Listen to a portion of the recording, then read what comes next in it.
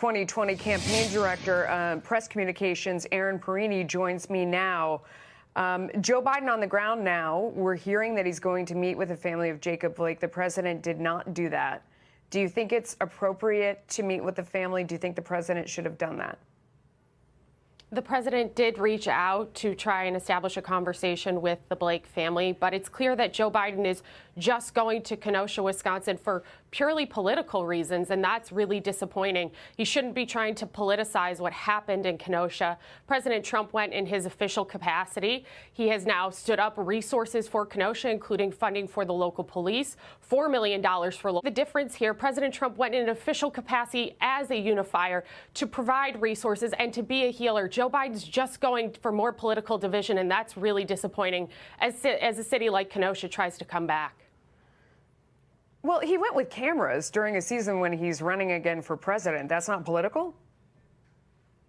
Well, there's always a traveling pool with the president of the United States. Cameras always follow the president everywhere he goes. I mean, that's part of the coverage of the press and their right to do so. And here's the thing. The president went and stood up resources, had a conversation, brought Attorney General Bill Barr and Chad Wolf to have a conversation about community safety. Joe Biden is going not in an official capacity at all, but only as a political candidate. Yeah. All the news this morning, of course, is about this idea that the president wants to withhold funds from these cities that he says are falling into anarchy. You heard Governor Cuomo's very strong words in response, and also saying, you know, the president is persona non grata in New York. First of all, does the president have the grounds even to withhold that money?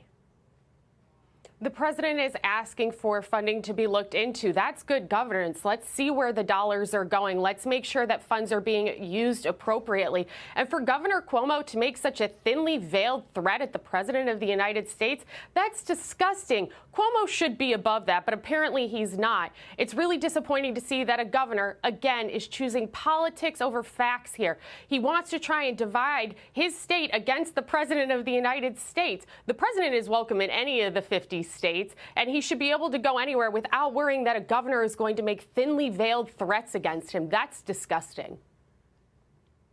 But when you look at the people that are getting, you know, sort of crushed in the undertow of this back and forth fighting, you have small business owners in all of these cities. I mean, whether it's people in New York who have had their business the victim of COVID-19 and then the victim of rioting and looting, or even, you know, a female hair salon owner that we heard this morning in Minneapolis saying that her store was broken into, it was set on fire, the police didn't come.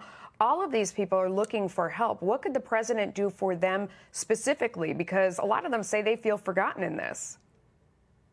President Trump has been fighting every single day for every American, including the small business owners. It's so difficult to see people try to come back from COVID to only see violent riots and looting happen. Any day there's been a violent unrest, the president has offered federal resources to be able and restore law and order to streets to protect businesses and livelihoods. If we followed Joe Biden's example, you might still be looking at burning in Wisconsin because he doesn't want to use the National Guard. The president uses it when asked and helps restore law and order. He's been pursuing legislative opportunities to be able to provide funding to these individuals. You saw him provide $4 million to the people of Kenosha, those small businesses, as they begin to rebuild. There's no bigger champion for the American people and small businesses than President Trump.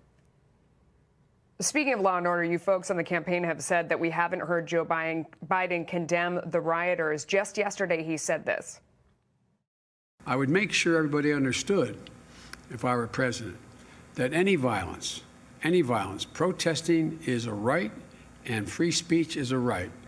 But to engage in violence, burning, looting, and the rest in the name of protesting is wrong. That's pretty clear, yes?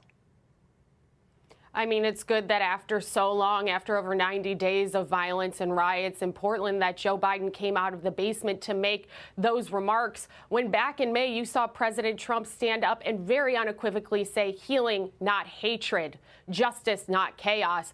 President Trump has always been firm that, yes, we protect your constitutional right to peaceably assemble, but that you should always have law and order, that you should be safe in your community in this country. Joe Biden has made clear he's not interested in that.